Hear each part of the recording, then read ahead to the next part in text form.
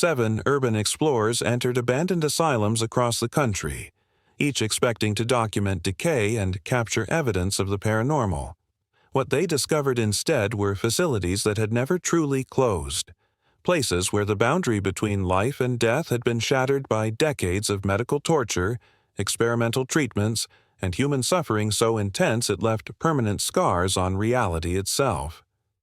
Marcus Chen found himself admitted as a patient to a hospital that had been empty for 30 years, undergoing psychiatric evaluation by doctors who died decades ago. Dr. Elena Vasquez spent a week drowning repeatedly alongside a young woman trapped in an endless loop of hydrotherapy torture, reliving her death 17 times every single day for 61 years.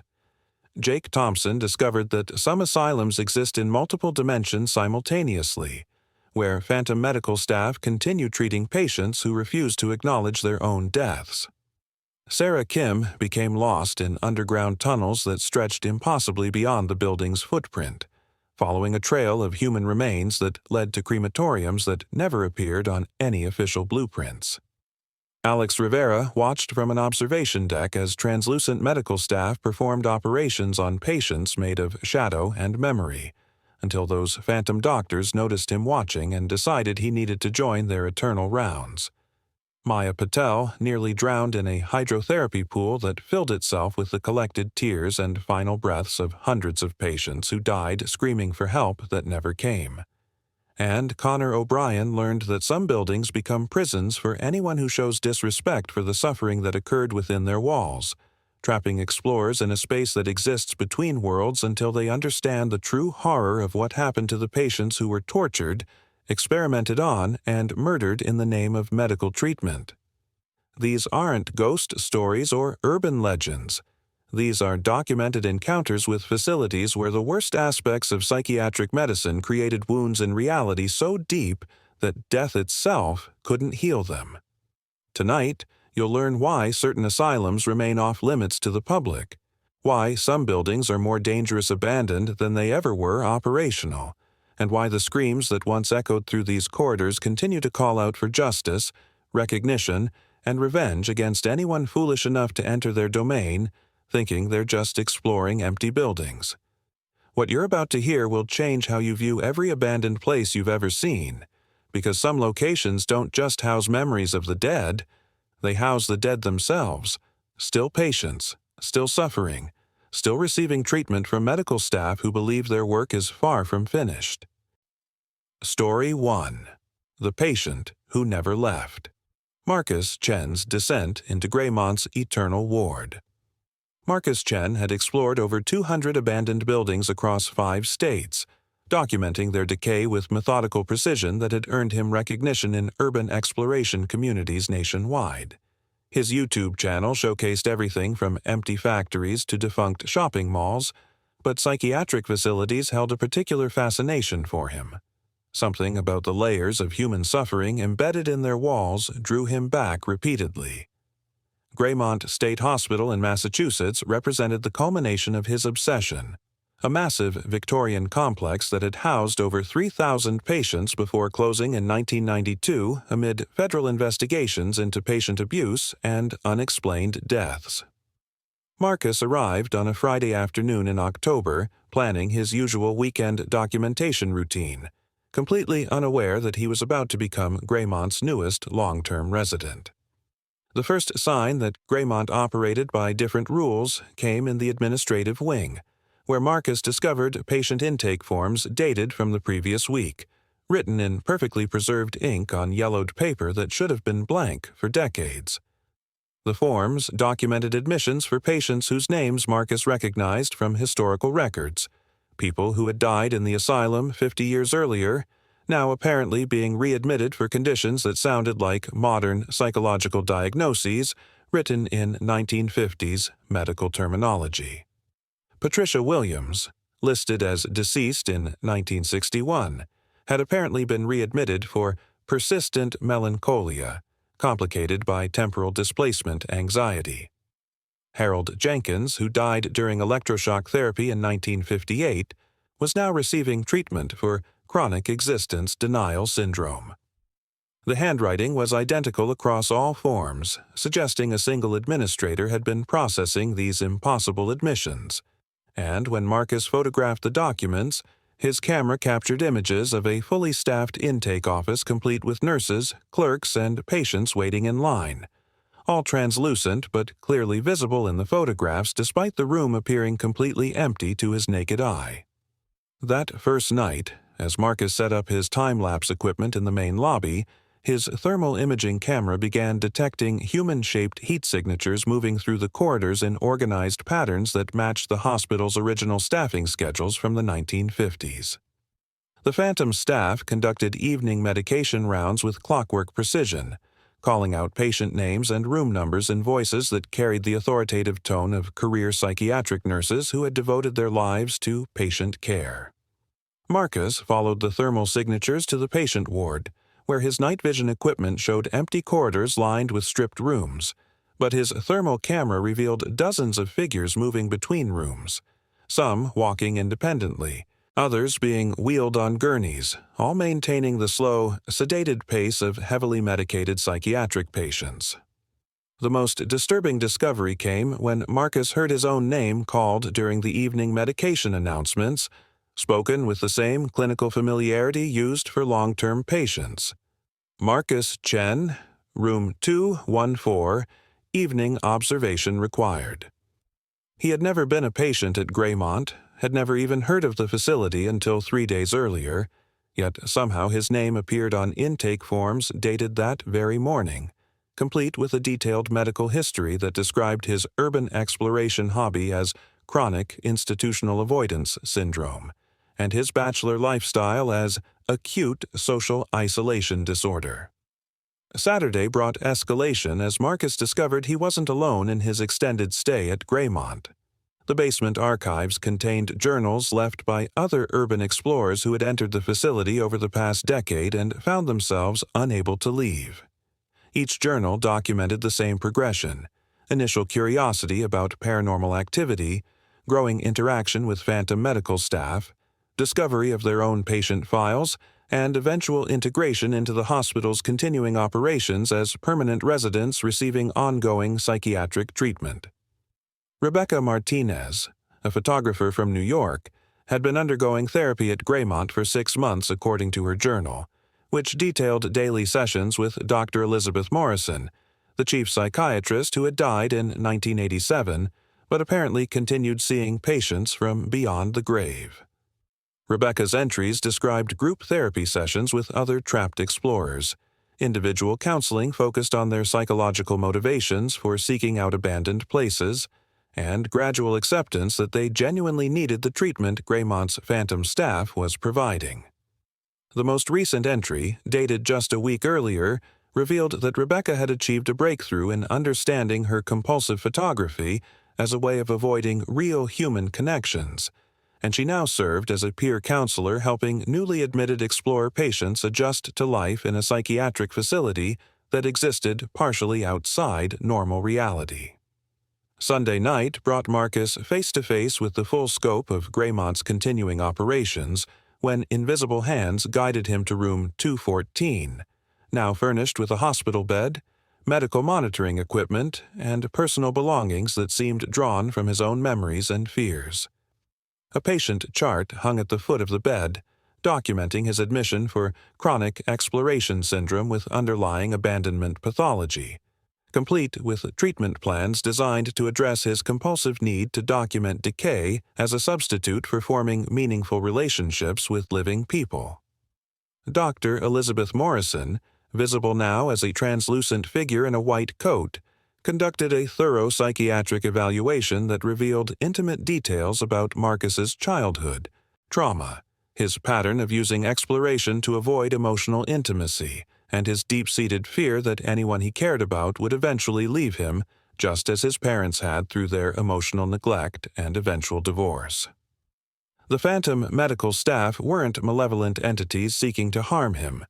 They were dedicated professionals who had continued their work beyond death because their commitment to patient care transcended the boundaries of physical existence, and they had identified Marcus as someone genuinely in need of psychiatric intervention, whether he recognized it or not. The turning point came when Marcus met Rebecca Martinez in person, not as a journal author but as a fellow patient who had learned to navigate Greymont's dual existence as both an abandoned building and a fully functioning psychiatric hospital. Rebecca explained that the facility operated according to the sincere belief of its phantom staff that certain people needed their help, and the hospital would continue providing treatment until patients demonstrated genuine progress in addressing the psychological issues that drove them to seek out abandoned places instead of meaningful human connections. She had discovered that Greymont would release patients who showed real improvement in their ability to form healthy relationships, and she had been working with other long-term residents to create a support network that proved they could connect with others even in their unusual circumstances. Rebecca's group therapy sessions had become a genuine healing community for people who had used urban exploration, photography, and documentation as ways of avoiding the vulnerability required for authentic human relationships, and many former patients maintained contact with each other after release, meeting regularly in the real world to continue the personal growth they had begun under the Phantom staff's care. Marcus's breakthrough came during a group therapy session led by Dr. Morrison, where he finally acknowledged that his obsession with abandoned buildings stemmed from his childhood experience of emotional abandonment by parents who were physically present but emotionally unavailable. His documentation of decay wasn't just a hobby. It was a way of controlling and cataloging abandonment, making it safe and predictable rather than the devastating surprise it had been when he was 8 years old and realized his parents would never provide the emotional connection he desperately needed.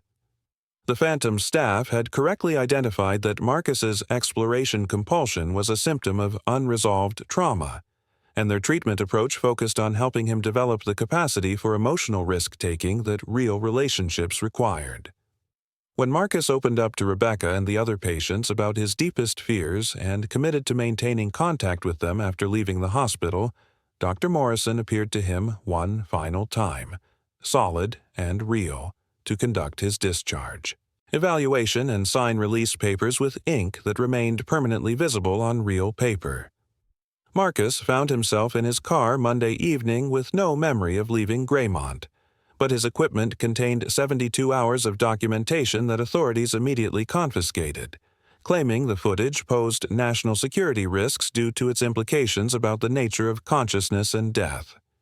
However, Marcus maintained his commitment to Rebecca and the other survivors, meeting monthly for coffee and genuine social interaction that gradually replaced his compulsive need to explore abandoned places with a healthy desire for human connection. His approach to urban exploration completely transformed. Instead of documenting decay in isolation, he began collaborating with other photographers and historians to preserve the human stories behind abandoned buildings, focusing on the lives that had been lived in these places rather than their current state of deterioration. Every October, Marcus returns to Greymont not as a patient seeking treatment, but as a volunteer helping other explorers who have become trapped by their own psychological need to run from meaningful relationships, because he understands now that some abandoned places aren't really abandoned at all. They're still serving their original purpose of providing care for people who need help more than they're willing to admit, even if that care comes from medical professionals who have been dead for decades, but remain committed to healing anyone who enters their domain, seeking something they can't find in the world of the living. Story 2. The Hydrotherapy Sessions. Dr. Elena Vasquez's Week of Drowning. Dr. Elena Vasquez had built her career on investigating paranormal phenomena at abandoned medical facilities, publishing peer-reviewed papers on residual consciousness in traumatic environments that had established her as the leading academic authority on hospital hauntings. Her methodical approach combined scientific rigor with genuine empathy for the human suffering that created paranormal hotspots, and she had successfully documented consciousness anomalies at 17 different psychiatric facilities without ever experiencing direct personal harm. Riverside State Hospital in Oregon would shatter that record and nearly cost Elena her life, because some traumas are so severe they create permanent wounds in reality itself, and some experimental treatments never truly end, even when the doctors who conducted them have been dead for 60 years. Elena arrived at Riverside on a Monday morning in December with specialized equipment designed to measure electromagnetic fluctuations, temperature anomalies, and infrasound frequencies associated with trapped consciousness, planning to conduct a week-long investigation of the facility's hydrotherapy wing, where 89 patients had officially died during water treatments between 1945 and 1963. Though Elena's preliminary research suggested the actual death toll was much higher and that the experiments conducted there went far beyond any legitimate medical practice. The hydrotherapy wing occupied Riverside's basement level, accessible through a steel door that hospital staff had reportedly kept locked even during normal operations. And Elena's initial survey revealed 6 large treatment pools arranged in a semicircle around a central observation station where doctors had monitored patient responses during various forms of water therapy. Pool number 4, the deepest basin used for what hospital records euphemistically called submersion therapy, immediately registered readings that defied scientific explanation. The temperature at the pool's center maintained a constant 98.6 degrees Fahrenheit. Despite no heat source, electromagnetic fields spiked randomly every 37 minutes with no identifiable pattern, and Elena's sensitive audio equipment detected rhythmic breathing sounds emanating from beneath the cracked concrete floor where no air pockets could possibly exist. Elena's background research had revealed that Dr. Martin Kellerman, who had directed hydrotherapy operations at Riverside, maintained detailed records of every treatment session including audio recordings made for medical training purposes, and these recordings had supposedly been destroyed when the hospital closed in 1981. But Elena discovered that Dr. Kellerman's private office had been sealed behind a false wall in the observation station, hidden from investigators who had examined the facility after reports of patient abuse.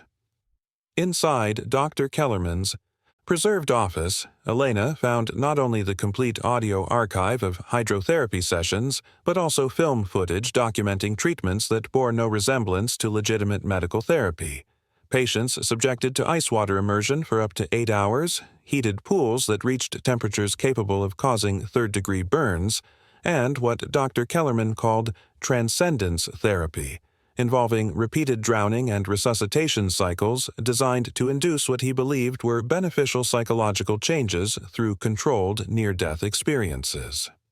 Dr. Kellerman's personal notes revealed his theory that extreme trauma could reorganize human consciousness, essentially creating new personalities through systematic psychological destruction and rebuilding, and he had been using hydrotherapy as a method for deliberately inducing death, reviving patients, and studying the effects of repeated transitions between life and death on the human psyche.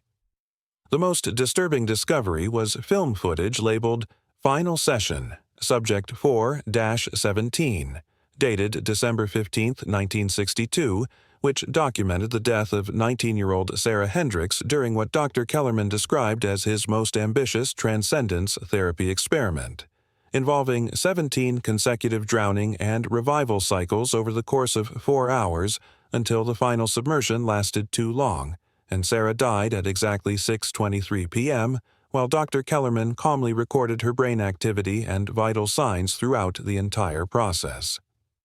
Elena's scientific training demanded documentation of the phenomena despite the personal risks involved, and when she finished reviewing Dr. Kellerman's footage on Tuesday afternoon, her equipment registered massive electromagnetic spikes centered on pool number 4 as water began seeping up through microscopic cracks in the concrete floor, filling the empty basin with liquid that tested positive for dissolved sedatives and other medical compounds that had been used in psychiatric treatment during the 1960s. As the water level rose, Elena began experiencing symptoms identical to drowning, her lungs filling with fluid despite breathing normally, panic responses triggered by oxygen deprivation that wasn't actually occurring, and loss of motor control that left her gasping and struggling for air while standing in open space above the pool. The drowning sensation lasted exactly 8 minutes and 23 seconds, matching the duration of Sarah Hendricks' final submersion according to Dr. Kellerman's meticulously detailed notes, and Elena's breathing returned to normal at precisely 6:23 p.m., exactly 61 years after Sarah's death, suggesting that some aspect of that final therapy session was still occurring in pool number 4, replaying with clockwork precision every single day for over 6 decades. Elena's hypothesis, based on her research into trauma-induced consciousness fragmentation, was that Sarah Hendricks' awareness had become trapped in a temporal loop, continuously re-experiencing her final therapy session because the repeated drowning and revival cycles had shattered her consciousness into fragments that couldn't progress beyond the moment of death. Elena believed she could establish communication with Sarah's trapped consciousness using Dr. Kellerman's original monitoring equipment, potentially helping her break free from the drowning loop that had held her for 61 years, and on Wednesday afternoon, Elena positioned herself in the observation station at exactly 2:15 p.m. when the final session had originally begun. As pool number 4 filled with seeping water, Elena's thermal imaging camera revealed a human figure materializing in the basin, a young woman matching Sarah Hendricks' description from hospital records, clearly visible as a heat signature despite no physical presence, and when Elena activated Dr. Kellerman's recording equipment and spoke directly to the figure, she heard a voice distorted by underwater acoustics pleading for help. "Please. Can't breathe. Can't die. Can't live. So cold. So scared. Make it stop."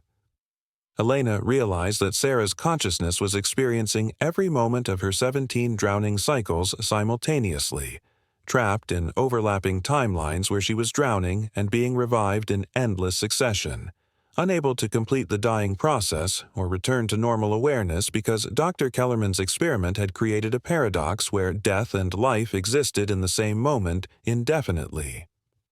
Elena spent the next 3 days conducting what she termed temporal therapy with Sarah's consciousness, guiding her through processing the trauma of her final session while experiencing every drowning cycle alongside her. Feeling water fill her lungs, consciousness fade, terror of not knowing if revival would come, and the gradual erosion of identity that occurred when someone dies and returns to life 17 times in 4 hours. The work was extraordinarily dangerous because Elena was literally sharing Sarah's death experience, but her understanding of psychological trauma allowed her to help Sarah distinguish between past experience and present reality, accessing memories from before her admission to Riverside when she had been a young mother suffering from postpartum depression after losing a baby, admitted to the hospital by family members who believed Dr. Kellerman's promises that hydrotherapy could reset her emotional responses and eliminate her grief. The breakthrough came on Friday when Elena helped Sarah access memories of her life outside the hospital, her baby, her husband, her identity as a person rather than a patient, allowing her to remember who she had been before Dr. Kellerman's experiments fragmented her consciousness into pieces that only knew drowning, revival, and terror. For the first time in 61 years, Sarah's awareness expanded beyond the confines of pool number 4 and the endless loop of December 15, 1962, and she began to understand that she had died, that her family had mourned her, and that she was free to let go of the trauma that had kept her consciousness trapped in a treatment that should have ended with her death. On Saturday, December 15, 2023, exactly 61 years after her original death, Elena conducted the final therapy session, this time guiding Sarah through accepting her death as a completion rather than an interruption, helping her experience the peaceful transition that Dr. Kellerman's experiment had denied her. At exactly 6:23 p.m., Sarah's thermal signature began to fade as she spoke her final words in a voice no longer distorted by drowning. "Thank you. I can breathe now. I can rest." And Elena's equipment registered pool number 4, returning to normal temperature and electromagnetic levels as the water that had been filling the basin daily for 61 years drained away and never returned. Elena's investigation at Riverside became the foundation for groundbreaking research into traumatic consciousness loops and established new protocols for investigating paranormal phenomena at former psychiatric facilities, but her work also revealed the horrifying scope of Dr. Kellerman's experiments. Sarah was only one of 89 patients who had died during hydrotherapy treatments, and the other pools in the treatment wing showed similar anomalies suggesting that Dr. Kellerman had created multiple consciousness loops throughout the facility. Elena continues returning to Riverside every December 15th to ensure Sarah hasn't become re-trapped. But each year, pool number 4 remains quiet and normal, while Elena's ongoing research focuses on the other pools where 88 more patients may still be trapped in their own final therapy sessions, reliving their deaths in endless loops while waiting for someone with the knowledge and courage to guide them through the completion of their interrupted transitions from life to death. The most disturbing aspect of Elena's discoveries is evidence that Dr. Kellerman's transcendence therapy experiments didn't end with his death in 1963. Several modern psychiatric facilities have reported similar drowning phenomena and consciousness anomalies, suggesting that other researchers adopted his methods and continued creating temporal trauma loops in patients who sought help but found only systematic destruction of their identities through controlled death experiences that trap consciousness in moments of ultimate vulnerability forever. Story 3. The Shadow Ward. Jake Thompson's Photography of the Unseen. Jake Thompson had built his reputation photographing urban decay with an artistic eye that transformed abandoned buildings into haunting visual narratives. His Instagram account showcasing empty factories, defunct shopping centers, and derelict hospitals with dramatic lighting that captured both the beauty and melancholy of forgotten places. His specialty was night photography in psychiatric facilities, believing that darkness revealed the emotional weight embedded in locations where human suffering had occurred, and his portfolio included stunning images from 12 different abandoned asylums across the Midwest, where he had spent countless midnight hours alone with his camera, tripod, and an intuitive understanding of how shadows could tell stories that daylight concealed. Blackwood State Hospital in Indiana represented Jake's most ambitious project yet. A massive complex that had housed over 4,000 patients before closing in 1987 amid allegations of patient abuse and suspicious deaths, with a third-floor patient ward that local urban explorers claimed was actively haunted by figures that moved through the corridors after midnight, casting shadows without bodies and leaving evidence of their presence in photographs that showed things invisible to the naked eye. Jake arrived at Blackwood on a moonless Thursday night in November, planning to document the patient ward's long central corridor lined with individual cells, each equipped with a small barred window that created dramatic geometric patterns when illuminated by his camera flash. The ward had housed the hospital's most severely disturbed patients, individuals whose mental conditions were so extreme that they required constant supervision and isolation from other residents, and Jake's research had revealed that 17 patients had died in those cells under circumstances that hospital records attributed to suicide or natural causes, despite evidence suggesting something far more sinister had occurred. As Jake set up his equipment in the corridor, his peripheral vision detected movement that seemed deliberate rather than random, shadows shifting between cells in organized patterns as if invisible figures were pacing back and forth in restless agitation. And when Jake positioned his camera to capture the shadow movement, his flash revealed empty rooms, while the shadows continued their relentless pacing the moment darkness returned. The temperature began dropping rapidly despite Jake's heavy winter clothing, his breath becoming visible in air that had been relatively warm just minutes earlier, and his sensitive audio equipment began picking up sounds that resembled scratching from inside the walls. Not random scratching, but deliberate patterns that formed letters and words when Jake traced them with his flashlight beam.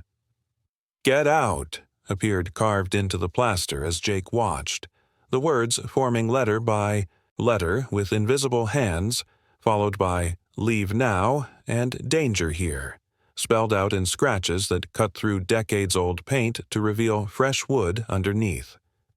Jake counted 17 distinct shadow figures moving between the cells in perfect synchronization, their movements suggesting former patients who had spent years pacing in confined spaces, developing repetitive behaviors that continued long after their deaths, and when Jake attempted to photograph individual cells, his camera captured something that made his blood freeze.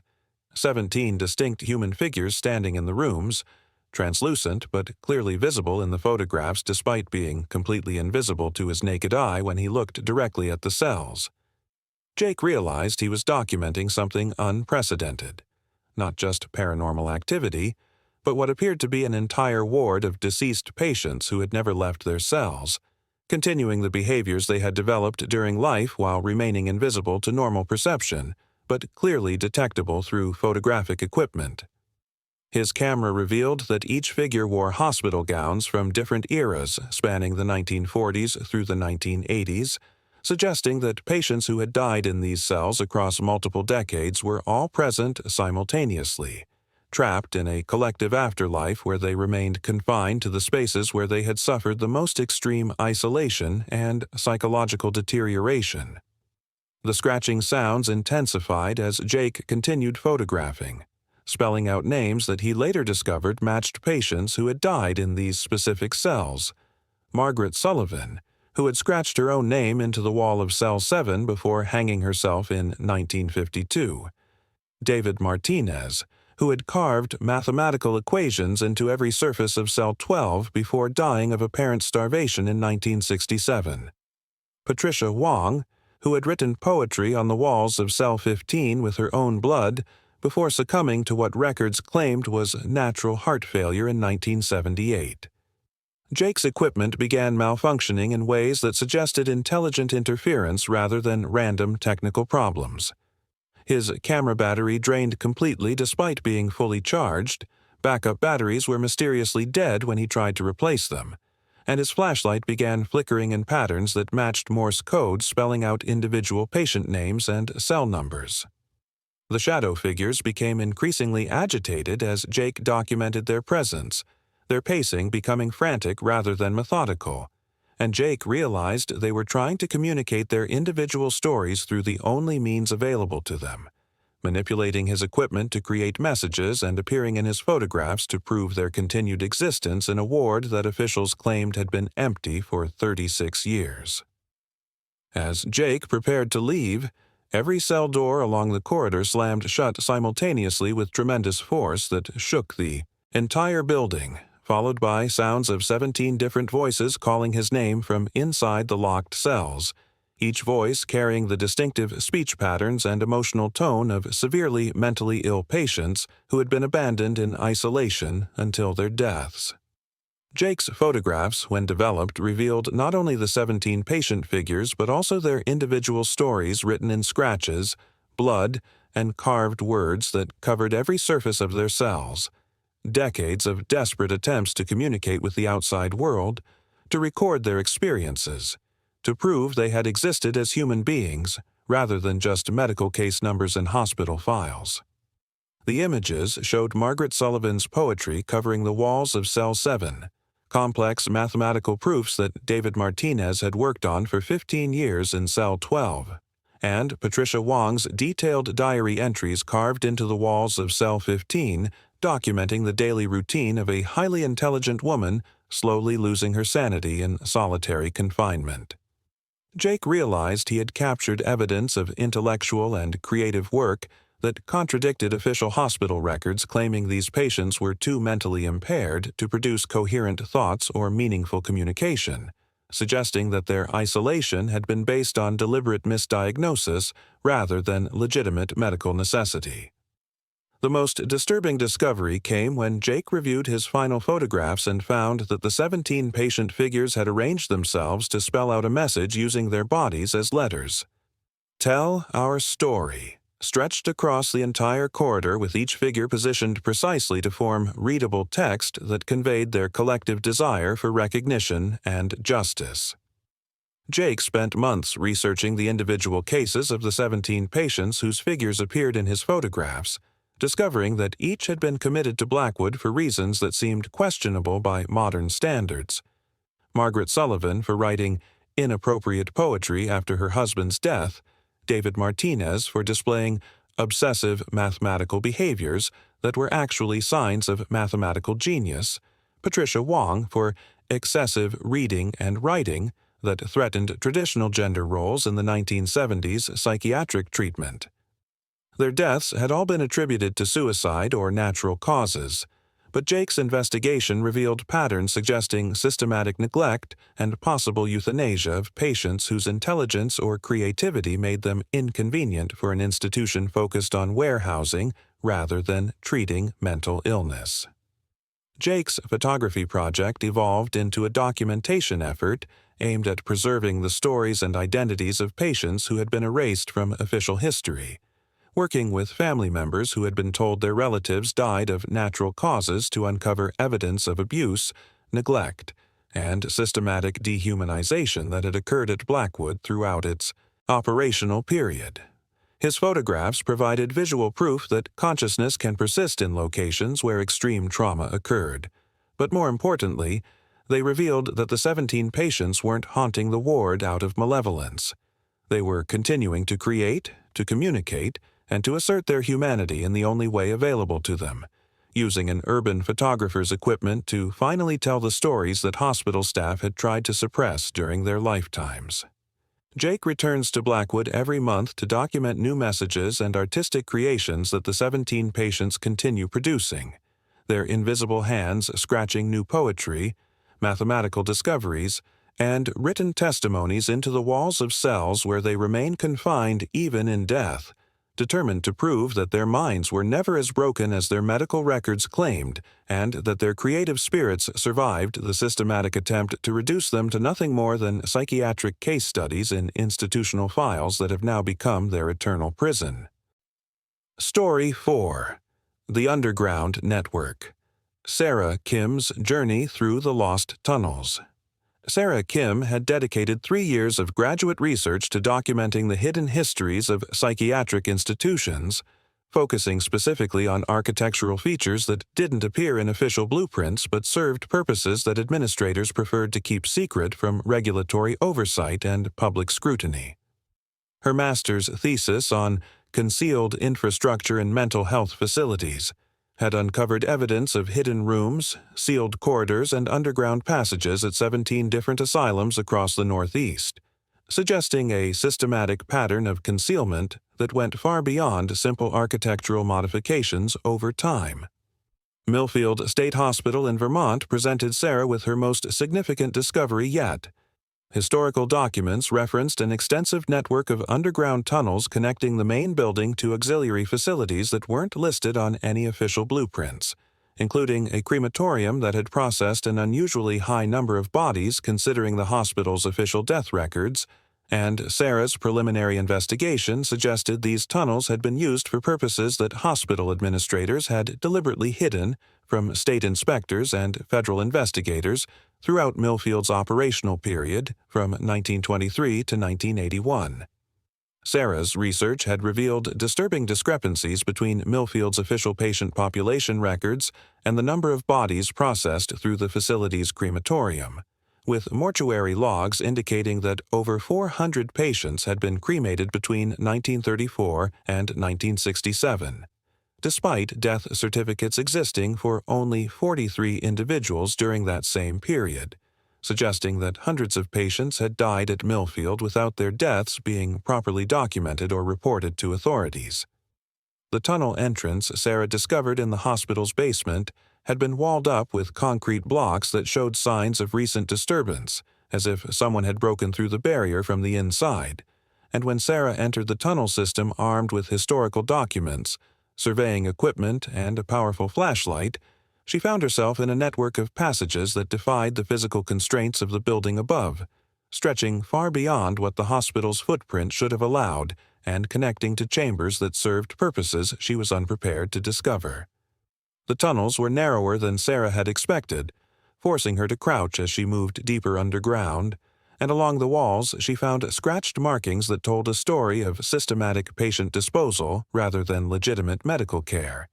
patient numbers and dates spanning from 1934 to 1967, carved into stone by hands that had obviously been working in complete darkness, creating a record of individuals whose deaths had never been officially acknowledged. The air grew thick and difficult to breathe as Sarah penetrated deeper into the tunnel system, carrying the unmistakable scent of medical antiseptic combined with something far more sinister that suggested these passages had been used for transporting bodies rather than living patients. And Sarah's surveying equipment indicated she was traveling in straight lines that covered distances impossible for tunnels running beneath a building that measured only 200 feet from end to end. Sarah's compass began spinning wildly as she moved through passages that seemed to exist outside normal geographical constraints, unable to maintain direction in tunnels that curved and branched in ways that defied the laws of physics, and she began finding personal items embedded directly into the tunnel walls as if they had been pressed into the stone while it was still soft. Glasses, dental work, jewelry, and fragments of clothing that suggested human bodies had been processed through these passages, leaving behind traces of lives that had been systematically erased from official records. The most disturbing discovery came when Sarah realized the personal items weren't randomly distributed, but were arranged in chronological order, creating a timeline of patient disappearances that corresponded exactly with periods when Millfield had been under investigation for patient abuse, suggesting that hundreds of individuals had been murdered and disposed of through the tunnel system whenever regulatory pressure increased. Sarah's flashlight began revealing chambers branching off the main tunnel that contained equipment designed for body processing rather than patient care. Industrial furnaces that had never appeared on hospital blueprints, drainage systems built for handling large volumes of liquid, and what appeared to be dismemberment tables equipped with medical tools that bore no resemblance to legitimate surgical instruments. The walls of these chambers were covered with scratched messages left by patients who had been brought to these rooms alive. Desperate, final communications carved into stone by people who understood they were about to be murdered and wanted to leave some record of their existence before disappearing completely from official documentation. Sarah photographed message after message pleading for help, identifying themselves by name and patient number, describing the medical staff who had brought them to the tunnels under false pretenses, and providing details about systematic patient murders that had been disguised as natural deaths or transfers to other facilities. Sarah's GPS equipment showed readings that made no scientific sense, indicating she had somehow traveled over 3 miles underground in a straight-line from a building that measured only 200 feet in length, and when she attempted to retreat through the tunnels, she discovered that passages had changed configuration behind her, with new branches appearing and familiar routes leading to completely different chambers than they had during her initial exploration. Sarah spent over 6 hours underground, following her own footprints in circles through a tunnel system that seemed to be actively preventing her from returning to the surface, and she began to understand that the 400 patients who had disappeared at Millfield weren't just murder victims. They had become part of the tunnel system itself, their consciousness somehow integrated into passages that existed partially outside normal space and time, creating an underground network that served as both tomb and prison for individuals whose deaths had never been acknowledged by the living world. The breakthrough in Sarah's escape came when she stopped trying to navigate by conventional means and instead followed the scratched messages on the tunnel walls, allowing the murdered patients to guide her through passages they had learned to navigate during decades of imprisonment in an underground realm that existed between life and death. The messages led Sarah through chambers she hadn't seen before, each one containing evidence of different phases of Millfield's patient disposal operations. Rooms where patients had been sedated before being brought underground, chambers where bodies had been systematically dismembered to fit into crematorium furnaces, and storage areas where personal belongings had been sorted and cataloged before being disposed of to eliminate any evidence of the victims' identities. Sarah realized she was witnessing the infrastructure of genocide conducted under the cover of psychiatric treatment, with hospital administrators using the tunnel system to systematically murder patients whose families wouldn't ask questions and whose disappearances could be explained as transfers or voluntary departures. Sarah finally emerged from the tunnels after following patient-carved directions to an exit that deposited her nearly 3 miles from Millfield's main building, in a wooded area where she discovered the remains of the secret crematorium referenced in historical documents, a facility that had operated completely outside regulatory oversight and had processed the bodies of hundreds of murdered patients whose ashes had been scattered in unmarked graves throughout the surrounding forest.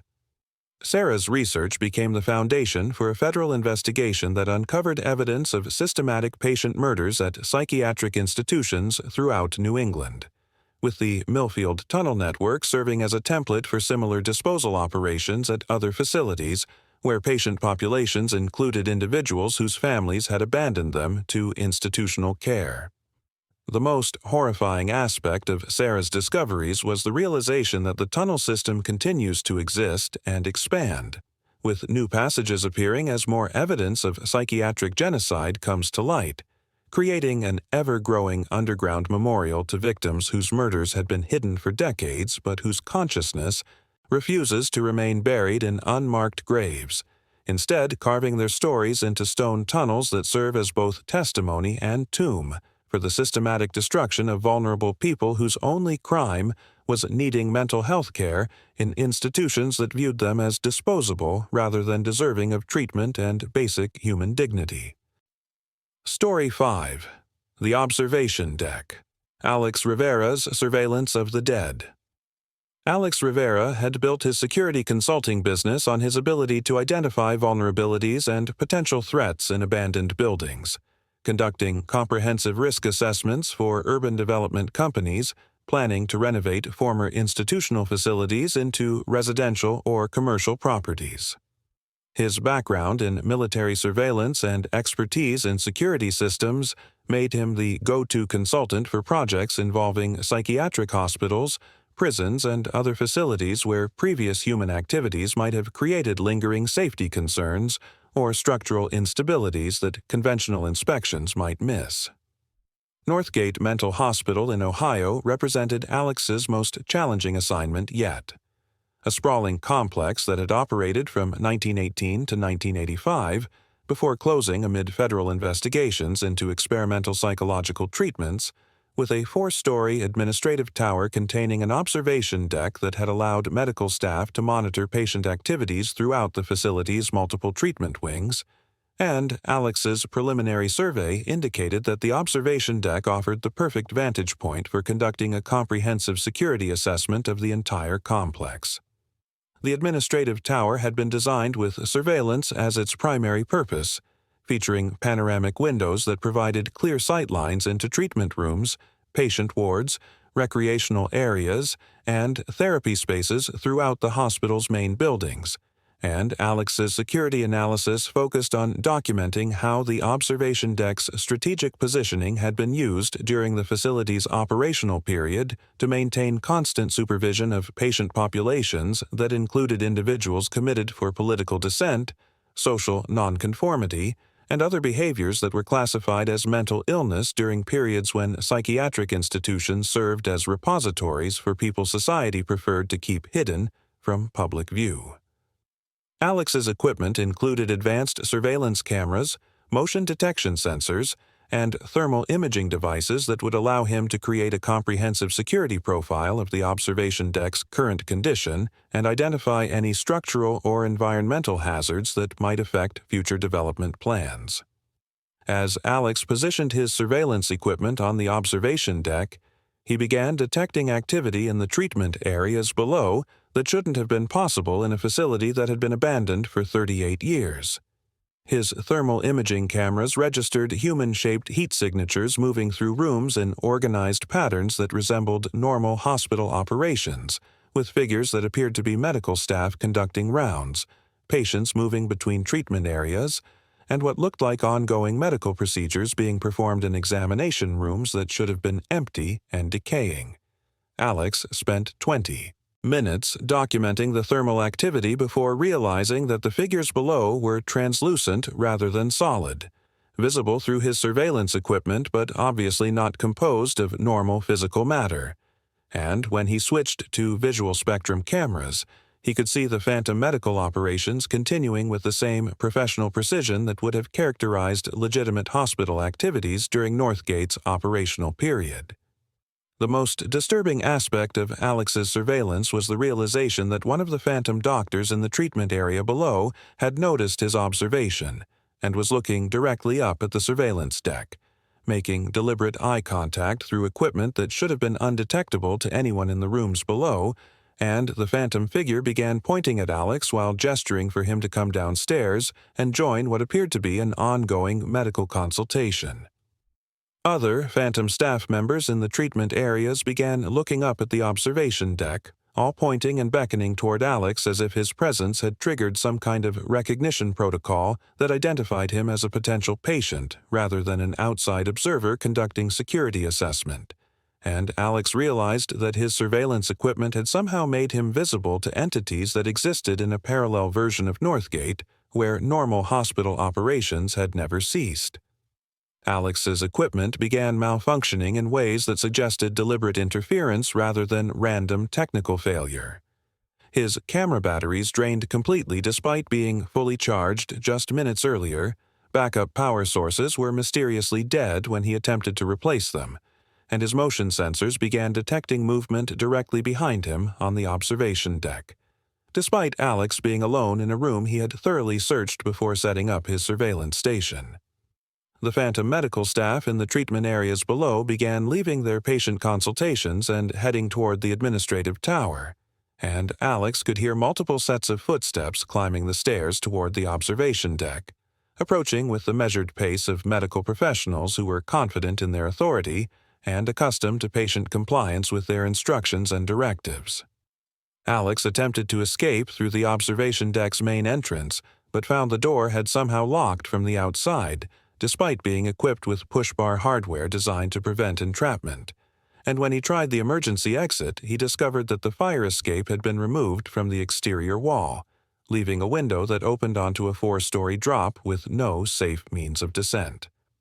The phantom medical staff were getting closer, their footsteps now audible just outside the observation deck,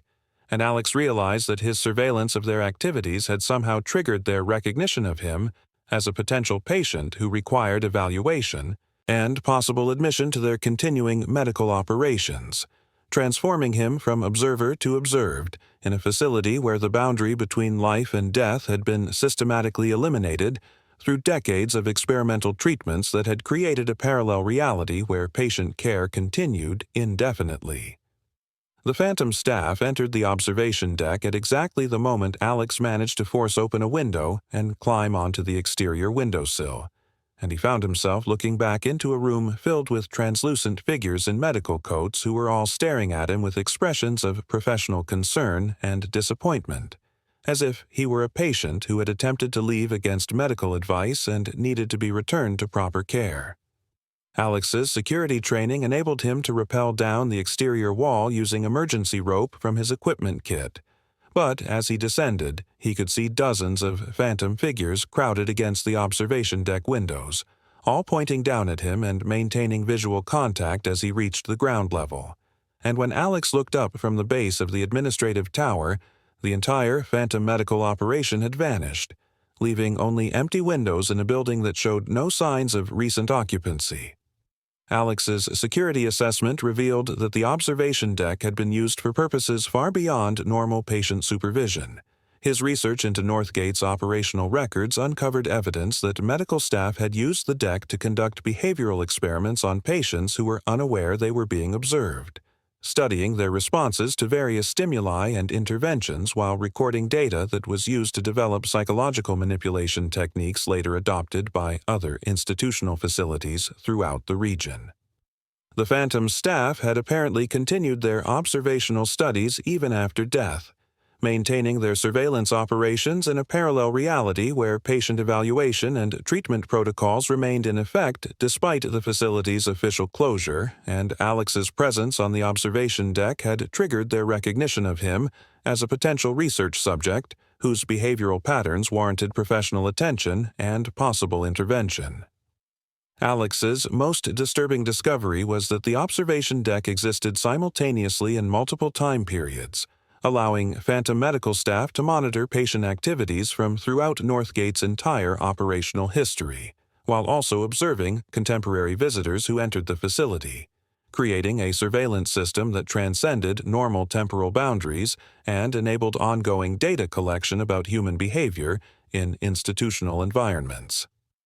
Alex returns to Northgate monthly to document the phantom surveillance operations, working with researchers who study consciousness persistence in traumatic environments.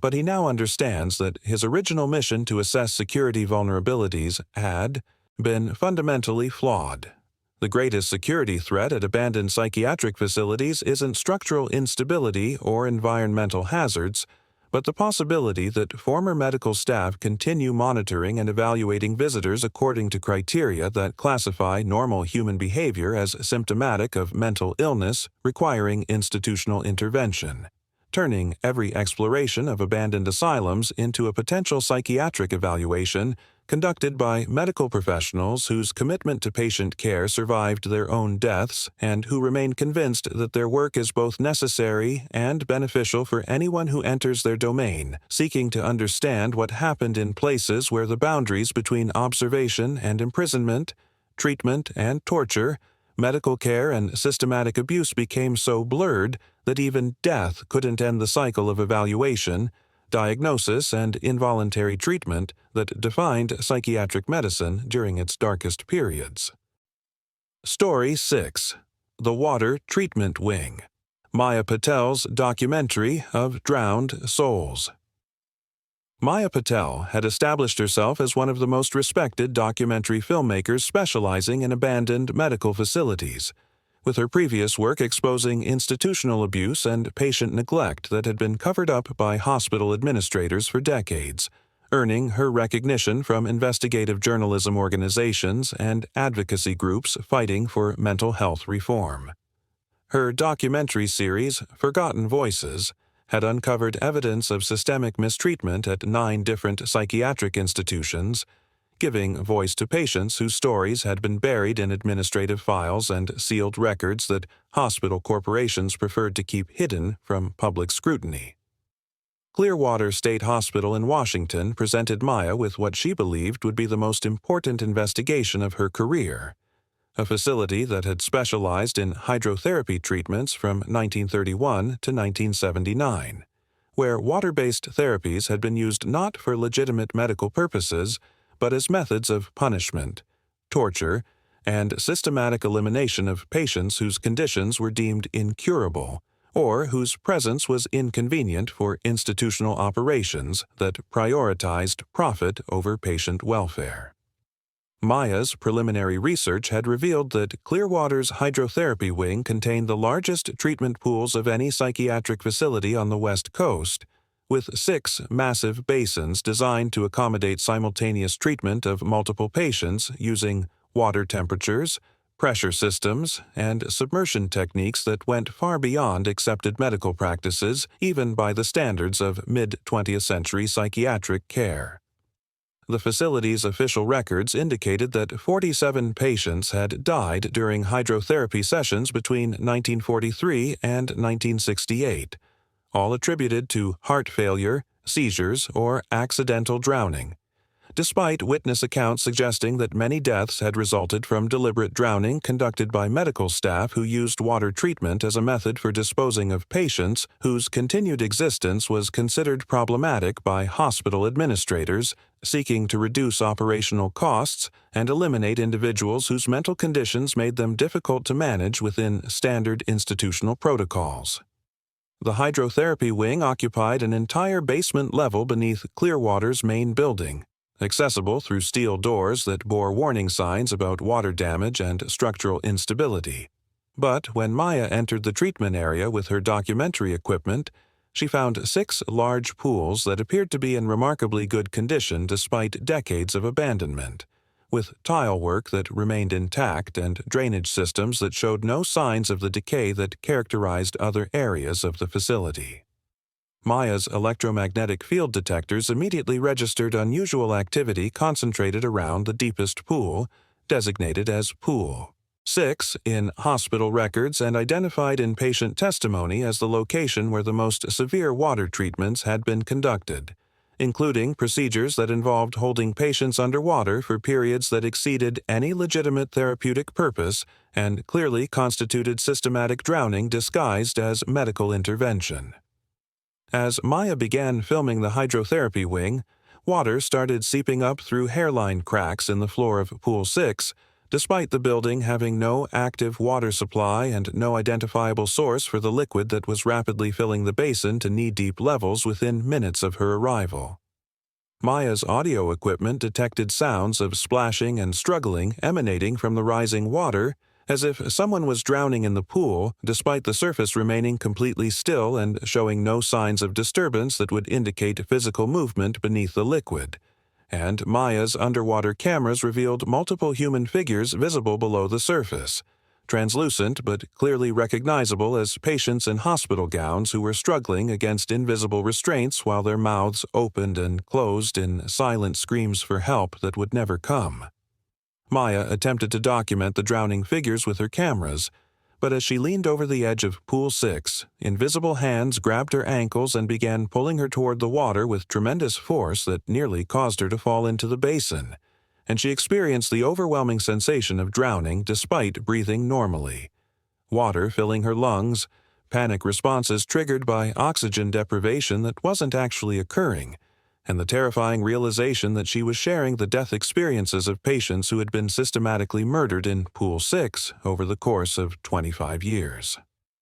Maya's vision began going dark around the edges as the drowning sensation intensified, and she could hear multiple voices crying for help from beneath the water's surface.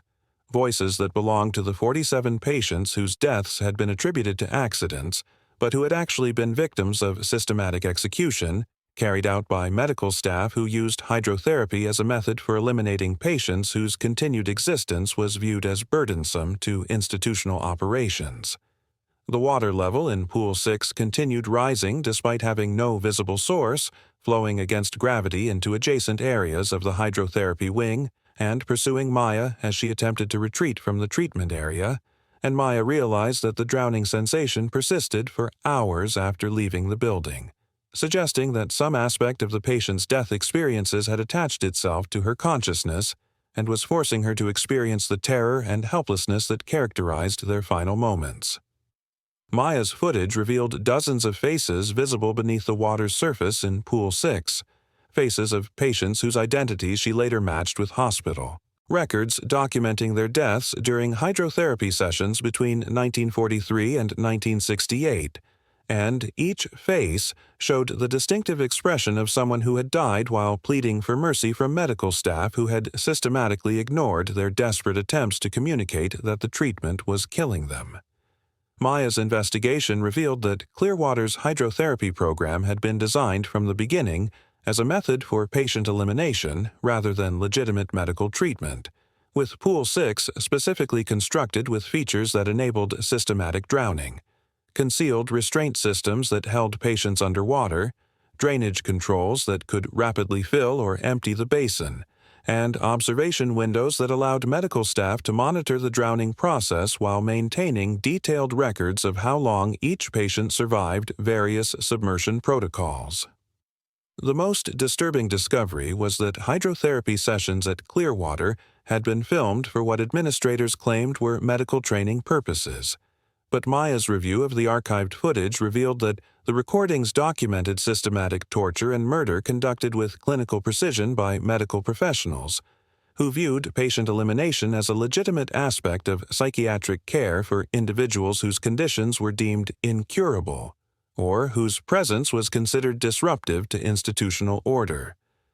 Maya's documentary work at Clearwater expanded beyond investigation into what she termed therapeutic intervention. When she realized that the 47 patients whose consciousness remained trapped in Pool 6 were attempting to use her filming equipment to document their own stories and provide testimony about the systematic abuse they had endured during their lifetimes, appearing in her footage to spell out their names, patient numbers, and details about the circumstances of their deaths that contradicted official hospital records claiming they had died from natural causes or accidents. The patients had discovered that Maya's cameras could capture their presence and transmit their testimonies to the living world, and they had been waiting decades for someone with the technical capability and moral commitment to serve as their advocate in exposing the truth about what had occurred in Clearwater's hydrotherapy wing under the cover of legitimate medical treatment. Maya's ongoing work at Clearwater involves monthly visits during which she allows the 47 drowned patients to use her documentary equipment to record their individual testimonies about systematic abuse, torture, and murder that occurred in Pool 6, creating an archive of survivor accounts that provides detailed evidence of institutional genocide conducted by medical professionals who used their authority and expertise to systematically eliminate vulnerable patients whose continued existence was viewed as problematic by administrators seeking to reduce operational costs and maintain institutional order through elimination of difficult cases. The patients' testimonies reveal that Clearwater's hydrotherapy program served as a template for similar elimination protocols at psychiatric institutions throughout the Pacific Northwest, with medical staff sharing techniques and best practices for using water treatment to dispose of patients while maintaining the appearance of legitimate medical care that could withstand regulatory scrutiny and family inquiries about suspicious deaths. The most horrifying aspect of Maya's discoveries is that the consciousness of drowned patients at Clearwater exists in a state of permanent drowning, experiencing the terror and helplessness of their final moments in an endless loop that has continued for over 50 years, and their attempts to communicate through Maya's documentary equipment represent their only opportunity to break free from the water-based prison that has trapped them since their deaths in Pool 6. Maya's work has revealed that water-based torture and execution in psychiatric institutions created a specific type of consciousness trap that binds victims to the locations of their deaths through the traumatic association between water and systematic betrayal by medical professionals who were supposed to provide care but instead provided systematic elimination, disguised as therapeutic intervention, creating underwater realms where the drowned continue to experience their murders indefinitely while waiting for justice that may never come from a mental health system that continues to prioritize institutional interests over patient welfare and human dignity. Story 7. The Eternal Patient. Connor O'Brien's Imprisonment Between Worlds. Connor O'Brien had successfully explored 6 abandoned asylums across New England without encountering anything more dangerous than structural instability and chemical contamination, building his reputation as a fearless urban explorer who could navigate the most hazardous abandoned buildings and document their hidden histories without falling victim to the psychological manipulation that seemed to affect other investigators who spent extended time in former psychiatric facilities. His YouTube channel showcased systematic explorations of institutional buildings with a focus on architectural features and historical context rather than paranormal phenomena. And Connor prided himself on his rational approach to locations where other explorers reported supernatural encounters, believing that most alleged hauntings could be explained through environmental factors, electromagnetic interference, and the psychological effects of spending time in places associated with human suffering and institutional abuse. Shadowmere Hospital in Maine would shatter Connor's skeptical worldview and prove that some abandoned psychiatric facilities operate according to rules that exist outside normal reality, trapping visitors in dimensional spaces where the boundary between patient and explorer, past and present, life and death becomes meaningless for individuals who fail to show proper respect for the suffering that occurred within walls that remember every scream, every plea for help, and every moment of systematic dehumanization that characterized psychiatric care during its darkest periods. Shadowmere had operated from 1889 to 1983 as a private psychiatric facility, specializing in experimental treatments for patients whose wealthy families paid premium fees for discretionary care that promised to cure conditions ranging from depression and anxiety to homosexuality and political dissent, with medical staff who viewed patients as research subjects rather than human beings deserving compassion and ethical treatment. Connor's initial exploration proceeded normally for the first 2 hours as he documented the facility's Victorian architecture, photographed treatment rooms that contained evidence of experimental procedures, and recorded video commentary about the building's history and current condition. But Connor's dismissive attitude toward reports of paranormal activity and his casual disregard for the suffering that had occurred at Shadowmere apparently triggered the facility's recognition of him as someone who required education about the true nature of institutional psychiatry and the continuing effects of systematic abuse on both victims and locations where such abuse occurred over extended periods. The first indication that Shadowmere operated by different rules came when Connor attempted to leave the building and discovered that every exit had been sealed from the outside despite Connor having propped open the main entrance door with a brick to ensure his ability to leave quickly if necessary, and windows that had been broken and accessible when he entered were now intact and unopenable, as if the building had repaired itself to prevent his departure. Connor's phone showed no signal despite displaying full bars when he had entered the facility just hours earlier. His GPS indicated that he was somehow located 50 miles underground, despite being on the ground floor of a 3-story building, and his compass spun wildly without settling on any consistent direction, suggesting that normal physical laws were suspended within Shadowmere's walls and that the building existed partially outside conventional space and time. The building began changing around Connor in ways that defied architectural logic, rooms rearranging themselves so that doors led to different spaces than they had during his initial exploration, corridors extending beyond their physical limitations to create passages that stretched for hundreds of yards within a building that measured only 200 feet from end to end, and stairwells that led to floors that shouldn't exist according to the building's original blueprints, with each new level containing treatment rooms equipped with medical devices that became increasingly bizarre and clearly designed for torture rather than legitimate therapy. Connor realized he was experiencing what other trapped explorers had described in journals hidden throughout the building. Shadowmere's ability to expand and modify its internal structure to accommodate the specific psychological interventions that individual visitors required based on their attitudes toward institutional psychiatry and their level of empathy for patients who had suffered within the facility's walls. Connor's exploration of the impossible floors revealed that he wasn't alone in his extended stay at Shadowmere. The building contained other urban explorers who had entered the facility over the past decade and never left, individuals who had become permanent residents of a psychiatric hospital that existed in a dimensional space where traditional concepts of admission and discharge were meaningless, and where treatment continued indefinitely for anyone who demonstrated insufficient understanding of the human cost of institutional psychiatry. The other trapped explorers explained that Shadowmere served as a corrective facility for people whose casual attitude toward abandoned psychiatric hospitals indicated a fundamental lack of empathy for vulnerable individuals who had been systematically abused, tortured, and murdered by medical professionals who viewed their patients as subhuman subjects for experimental procedures designed to advance psychiatric knowledge rather than provide compassionate care.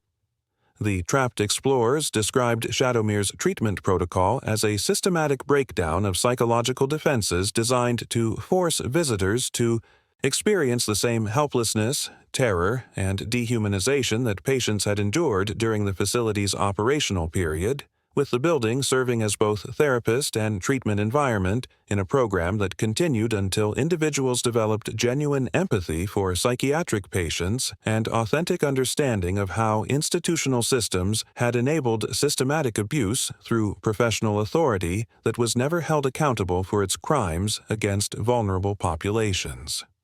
Connor learned that some explorers had been undergoing treatment at Shadowmere for years, participating in group therapy sessions led by phantom medical staff who had died decades earlier but continued their work from beyond death, driven by guilt over their participation in systematic patient abuse and determined to educate contemporary visitors about the human consequences of their professional choices.